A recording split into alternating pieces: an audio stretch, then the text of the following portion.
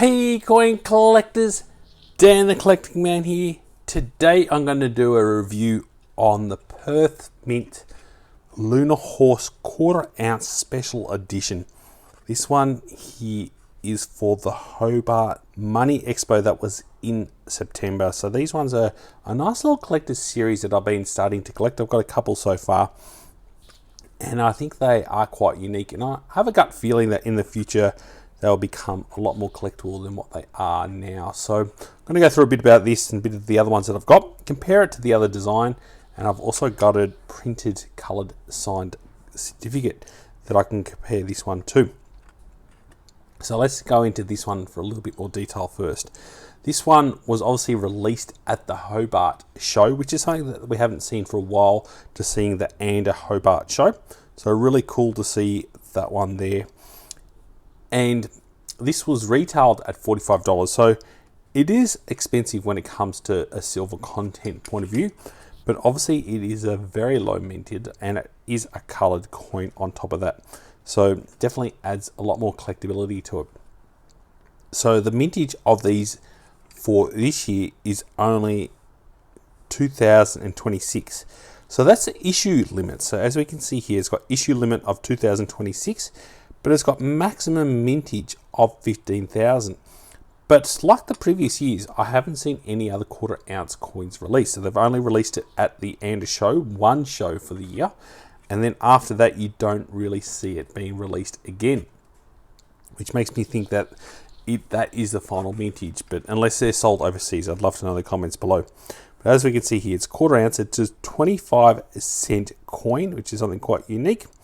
49's fine silver, so you got just over 7 grams of silver content. Now, with silver at time of filming was around $63, so definitely seeing the silver price going up.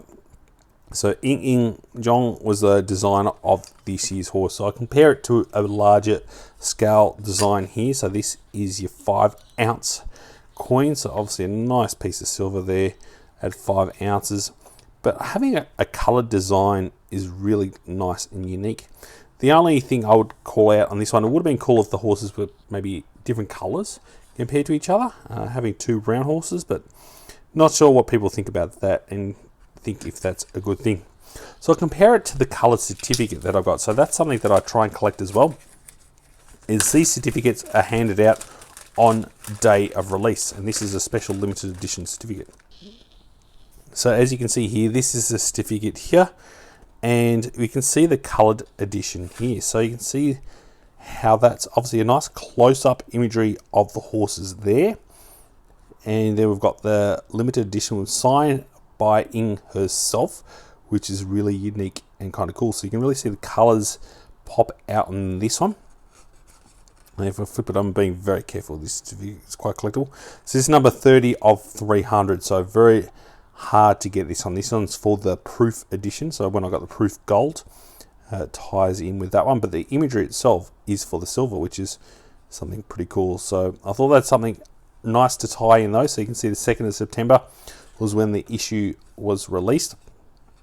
But having those two tying together, you can really see the imagery with the mountains and the grass and everything else. It kind of ties in with that image there. You can see how that comes out on the coin really, really well. So comparing it to last year's one here, this is the year of the snake. So this one was from the Sydney show. So I'm getting ones from different shows, which is really nice to start that little collection. This one here had a mintage of 2025, obviously being for 2025. But the one I love about this one is the color of the snake. It's a really nice color blue, and it really pops out on that silver, that nice color blue. It's something that I found quite unique about this one. Still seeing on the secondary market going for about $45. So obviously retailed around $45. So it hasn't increased in value yet from that collectability standpoint. But then we've got the Year of the Dragon, which we all know is one of the more collectible ones. So we can have a look at it there.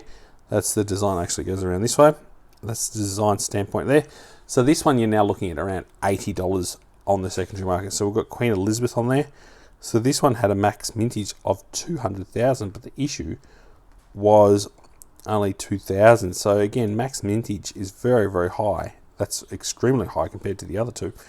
And again, we don't know if we ever saw any of the others, and I personally haven't seen any other of those being released.